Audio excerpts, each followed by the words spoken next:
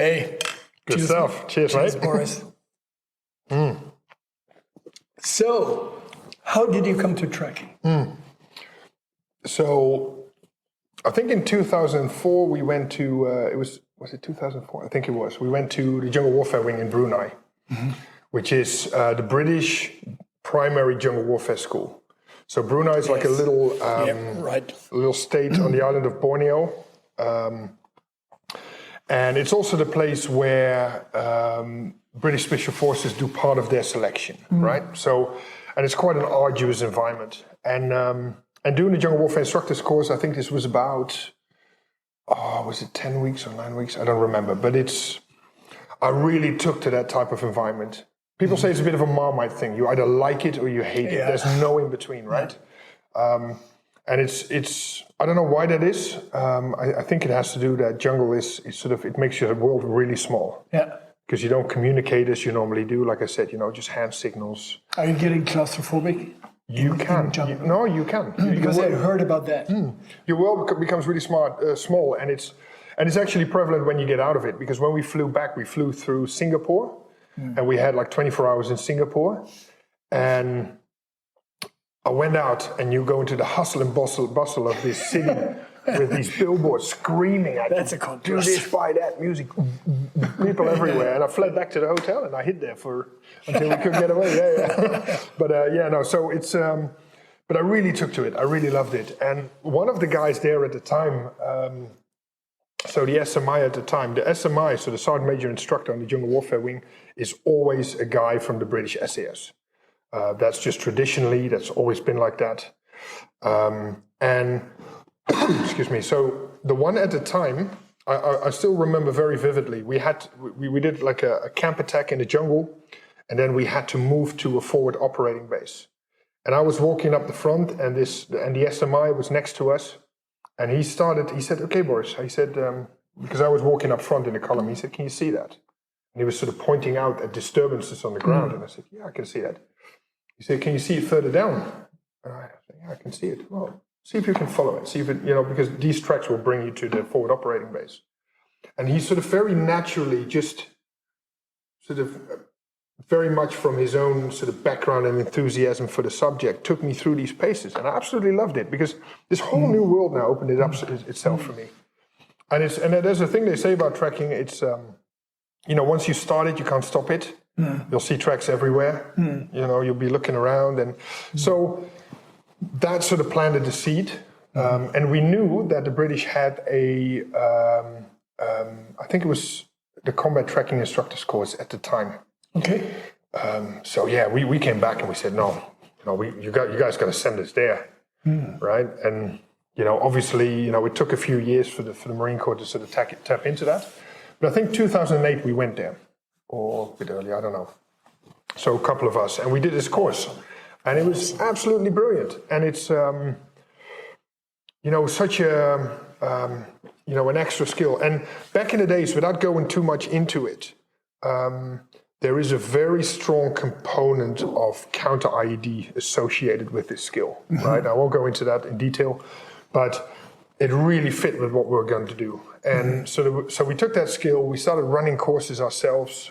In the beginning, we had the skill as instructors, but we weren't experienced ourselves as trackers, really, right? We did the course, we knew the foundation, but as we were teaching it, we got better at it ourselves, because the only way how to learn how to track is by doing it, right? So, and then, went to Afghanistan, and then used it to great effect there. In multiple situations, linking, an incident to an individual by, tracking them down up to, to the front door where they are, or, just looking at the landscape and understanding what has happened even after, your opponent is gone. Because like in, traditional sort of reconnaissance work requires you and the enemy to be in the same space at the same time in order to be able to report on their movements and stuff like that. What tracking does is it gives you an ability, over a longer period to still interpret what happens. Okay. Right? So it gives you an idea about numbers of people, tactics, where they're moving. So there's a big intelligence component to that as well. my commander at the time said, it was our trackers that took us from situational awareness to situational understanding. Okay. So no, and I really took to it, and it was like really nice. And then, and I got pretty good at it, right? And then I went obviously to Africa, and I started working with the Rangers, and that's next level. It's like ridiculous. These guys do it, and girls do it every single day, and it's the minuteness of the detail that they can recognize and interpret is just mind-blowing. So you learned actually also from them. Yeah, I didn't. So what I can bring to the table is a system of transferring this knowledge to others, right, in a scalable way. Yeah. What I could bring was the tactical component of tracking, right? Not just but how do you organize yourself as a team in order to do this safely? Cool. Because it's a dangerous job. Yeah. You don't get to choose the ground you walk on. You walk the ground that your opponent walked. Okay. So you can imagine that, very easy to lure you into an ambush. Oh yeah. Because they show you where to walk. So you need to have procedures to protect you from that. And so that's the things we bring to the table. But especially the tracking itself, I'm a student. I'm very much a student when I'm with the Rangers. That's very modest. No, it's reality. Yeah. So is it because these guys, they do it from they grew up with the skill, probably with learning the skill, because the environment in which they are is so hostile. So you better know the territory that you're moving in. Yeah, so some of these guys, like especially the rural guys, I'm talking now Kenya because I know that best because that's where we operate from. Some of these guys, as young kids, and when you're 𝗙će𝗨𝗪 like a little boy, you go out with the goats. That's your job. You take the goats out. And they learn to recognize the goat by their print. Yeah. And they can have hundreds of goats, but they'll recognize individual goats from the print. No. That's that goat, that's that goat.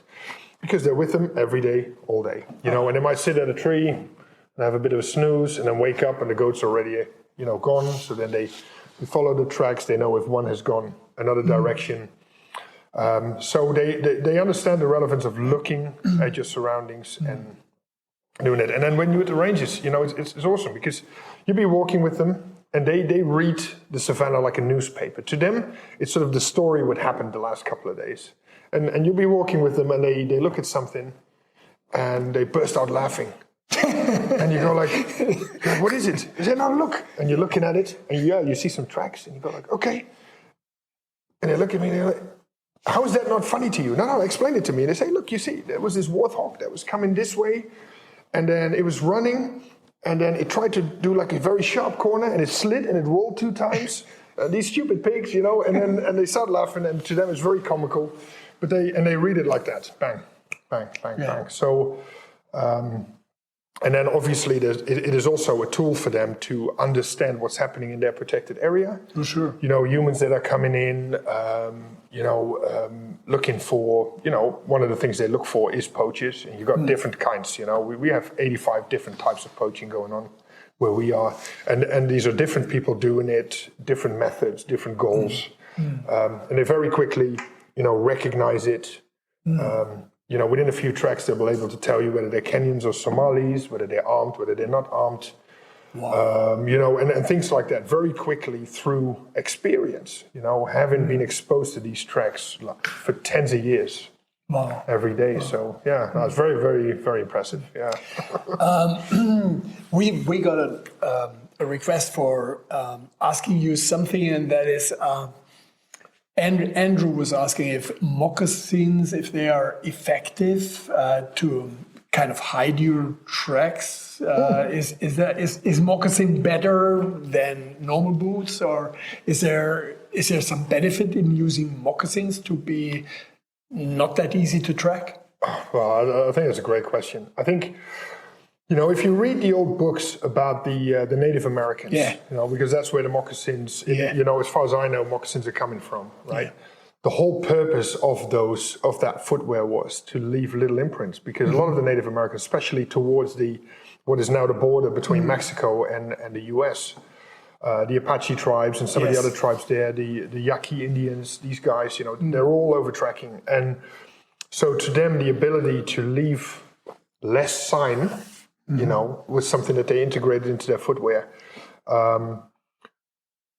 I think it's a great way to reduce the amount of sign you leave behind because you don't have the thread pattern that you have in normal footwear, and it's exactly what it's designed for. But you have to, as I understand it, I have a good friend who is a Native American. He is a Yaqui Indian, and he's a trekking instructor. And he says, you know, if you want to be able to use the moccasin as a, you know, to really cover distances and things like that, you have to put a lot of time into it. You know, you have, you know, you know, he grew up with it. He wore it every day. It becomes very natural. You know, if you go into an environment and you think, I don't want to be tracked, let me put moccasins on, you know, it'll take about 20 kilometers and then we won't be tracking your footprints, we'll be tracking your tears. Yeah. Right? So, because it's not comfortable if you're not used to it. Yeah. I think by design, that's what they were meant to do. So I think they would be a great way to at least make your tracks more difficult to follow. Okay. Yeah. Okay. Yeah. There was another question, not really related to tracking, but it was more for the jungle warfare stuff. It is Enrique who is asking if hammocks do hammocks have a place in combat? Hammocks. Yeah, they do. Actually, they do, and that really goes into the sort of the jungle warfare side of things. It is, yes. So the way we used to operate was we used to, you know, you go into small teams, 8-man teams, so one section. If you're a recce team, you might even be smaller. And then, you know, towards the end of the day, when you start finding your place for your overnight, you have a procedure, you have a certain steps you go through in order to be ready and get into an area where you're going to sleep. You know, certain things you do in this area, other things you don't do in this area, you do before, without going into too much detail about that. But so, and with those 8-man teams, we would try to find like really difficult terrain to approach, and then we would sleep in hammocks. Okay. Because a hammock is a very comfortable thing to sleep in a tropical environment. It packs to about this size. I even had like one made myself, which was a silk one, which was literally this big. Yeah. And it had like a mosquito flap that I could put over, and I would wear a ball cap at night to keep it out of my eyes. Worked perfectly. And you set it up, you wait for the light to go down, and once it's dark, you bring it up, you slide in, and that's where you sleep. And it's great for those situations. So to answer that question, definitely, yeah. Okay. So you would say that in tropical warfare, jungle warfare, that's where the hammock still has its place. Yeah. So, and you got to understand, you use a hammock when your main defense is being covered. Right? As soon as you become bigger formations, so maybe a platoon or you become a company, that's when you also change, you know, how you set up for the night. You rely less on being covert and more on having a great defensive position. So, and depending on threats and stuff like that, you know, like the people that served in the army, you know, you dig your little shell scrape so you're below the surface in case of, you know, artillery and stuff. So that's what we would do if we were a larger formation where we couldn't rely on being covert. But if you're covert, that is perfect. Sneak around, set it up, have a good snooze. I mean, but what I also prefer, I mean, for me, hammock is anyhow the thing that I'm sleeping when I'm outside. But for me, it is also that I'm away from the ground, off the ground. Whatever is crawling under me is not my concern. I have my mosquito net on top of me, and I'm, like you say, that little thing, and that little thing is my sleeping place. That's perfect. And then a little tip for people, you know, if they want to use a hammock in the outside environment, buy like a little squash ball. You know, the squash balls, the squishy one. You cut it in two, so you've got two halves. Make a hole in the bottom, and then put it around the ends with the open side to the outwards. You can even put like a little crawling in. No, you can even put like a little talcum powder or a little DEET into it. Okay. And it will stop, you know, some of the water coming through if it drips down the line, but it will definitely stop, you know, a little parade of ants, you know, coming in at night and giving you a hard time. So it's a very simple thing you can do. That's cool. Oh, great. Yeah. Thanks. Chaos Gear is asking us the question, what is the most underrated or neglected skill in combat? So, to your mind? if I hear it correctly, sort of underrated, neglected. I don't think active military is neglecting important skills. But let's talk about something that is maybe not as prevalent to sort of the community out there, right? Yeah. Because a lot of the stuff that you see online, especially, is very much geared around that point where you make contact, right? There's people on the ranges and there's all that stuff going on. One of the most important skills I think you have as military is your admin and field maintenance. Keeping your body and your equipment in the fight over a longer duration of time. It's not very sexy, but it is so important that you always do it even before you eat or sleep. You know, you won't eat, you won't sleep before your weapon is maintained in the field, before your kit is maintained, before everything is good to go, right? So, and I think that is something that people not always realize, because you can be the slickest high-speed, low-drag operator, but if you don't have your shit together, and your stuff starts failing on you, or your body starts failing on you, that's when everything goes out the window. So I would say that that's maybe one of the underrated ones. That's a good one. That's a good point. The last one was Jan Hoffman, and he said, how to not overheat in African climate. Don't go there. No, just kidding. If you talk about the African climate, you talk about multiple climates. Right. You have Saharan desert, which is dry desert, as we all know it. You got sub-Saharan Africa, so you got tropical, you got jungles, you got savannas. The thing that sort of binds a lot of that is obviously the temperature. I think, if I look at my rangers, how they adapt to it, right? They dress lightly. They travel lightly. So you bring less stuff as you're going out, right? This makes it lighter for you. Less stuff means more skills. Exactly. Yeah, exactly. And that is exactly what it is. So if you're a master in the bush, then you don't need a lot of stuff. If you go on the internet and you type in Google, you look for like the 𝗙će Scouts, for instance. This was a unit in what is now Zimbabwe, back when it was called Rhodesia. These guys would do like long range, reconnaissance missions in small teams, dressed in very short shorts, like shorty shorts, proper shorty shorts. Amazing. Tank tops, 𝗙će𝗹𝗹𝗙 chest rig, so a Chinese-made chest rig, weapon, and your radio. And they were sporting amazing big beards, some of them, like absolutely brilliant. But they would go as light as you can go. And if for people that walk through the African bush, on shorty shorts, it's counterintuitive because there's a lot of things that might scratch you in it. But these guys, that's how they rolled, and it gave them massive mobility. And they were able to sustain themselves in the field by what they would get from the environment. So that combination, you're not reliant on logistical resupply. So you can operate independently, and it's a skill that's being lost to a large extent nowadays. Although it's sort of people starting to get to the realization that your logistical chain might be compromised, right? So things are changing a bit, but generally, that's so. If you take that back now, so how would you deal with that? You gotta sort of dress as lightly as you can while still get the protection that you need.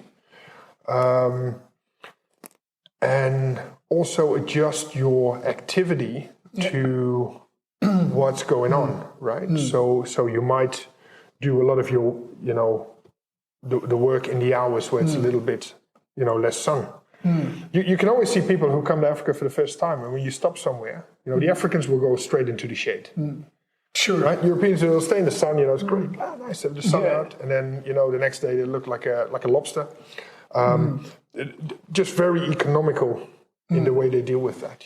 So it's not really a sort of a clear-cut answer, but just, make sure you got, and it's not because I'm sitting next to you, but just make sure you got quality equipment that you work with, which is including your clothing. Make sure it's tested before you go out. Don't take it out of the wrapping the moment you land. And then you should be okay. You should be all right. I mean, if you're going like, I mean, one of my ultimate goals is also to go out with just a knife. But it's so much time. Of course, it's so much easier to take a huge backpack and to put all the stuff in there. But it takes so much time and so much effort to work on your skills. And this is a fantastic thing if you're working with these, it's not disrespecting, but if you're working with indigenous people, exactly. that they have skills, natural skills, which would probably take us a lifetime to accomplish them, to get them on us. And so it's, I mean, we have these equipment whores, which are really, which are really getting a boner with every new piece of equipment that you're putting in front of them. I'm more a skill whore. I'm really fascinated by people, and like you are working with Africans who are really having enormous skill sets. Who might miss a little bit the organizing part, This is where we Westerners are good because we have that, we are very systematic, we have that very analytical approach, but they bring the skills. So wouldn't 100%. It be so great that if we wouldn't see each other as opponents, but as somebody who everybody brings his skills together, and together we are creating really something great. Like what you do in your lead ranger school. Because you're working with them and you're bringing what your skills are and they're bringing what their skills are. That's, for me, that's awesome. Well, thanks. No, and it is really a goal of us, and it's proven to be like really, really good. Like I said, all my instructors are former Rangers, and we bring our experience in instruction and methodologies and things to the table. They bring their experience, which, in the field, which we cannot replicate on our side. But I also, coming back to what you just earlier said, I think, there's something to say for both sides of the story, right? Because I think, there is hobby and interest on one side, and there is effectiveness in a job on the other side, right? So if someone goes around and says, I just as a hobby, as a thing that gives me pleasure and, gets my mind away from the office and gets me into the woods in the weekend, and I really like this kit and stuff. I did a trekking course in Holland at some point, and it was like a 3-day thing, right? And these guys turn up. And they have more kit than I've ever seen in my life, right? They have like 10, what you're talking about. 10 knives and this, and then they can talk an hour about knives. And initially, your sort of reaction as former military is, oh, this is not really necessary. But then you think about it. These guys are in the forest now this weekend. They're sleeping in their hammock, which they really enjoy, and they talk about it and they share that. And I thought this is actually a brilliant thing to do. Absolutely. And then if you go into sort of, and then you have the minimalists. Right, that will, that sort of want to go. Some go as lightweight as they can. Others go as limited in their tools as they can. But then there's also the work and the reality of certain things, and then, then you have to think about other things, right? You can't be as individualistic about your equipment because you're in a team of 8. You can't all just use whatever you want to use. Because there has to be interchangeability and compatibility, and there's a supply chain that needs to keep getting you going, right? So, and then, like I said, with the 𝗙់Scouts, these guys by design were as light as they could be, but not necessarily because they enjoyed it, but it made them more effective in their job, right? So there's all these things, but every time I see, someone completely kitted out with, more stuff than I can imagine. But he's in the woods in the weekend, and he's not on his phone, and he's just walking around and enjoying that environment. Best thing that he could do. Bravo. Absolutely. We need more of that. Absolutely.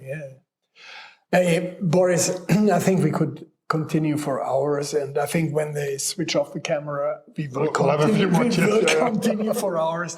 But I think for now, I think it's time to say goodbye. This was a great conversation. Thanks a lot, Boris. It was great being here. Thank you very much for having me. I hope you guys enjoyed it as well. Hope to see you soon on one of our next UF Pro Beer 30 talks. Until then, cheers. Cheers.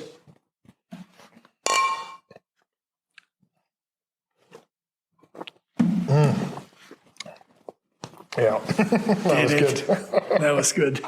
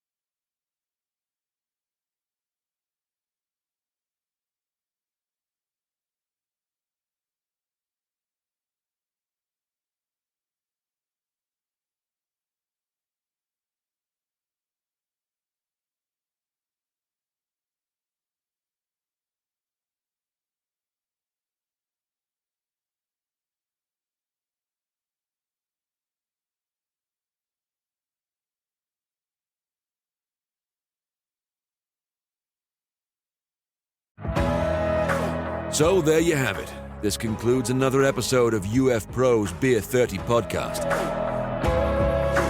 Want more information about UF Pro and tactical clothing for professional end users?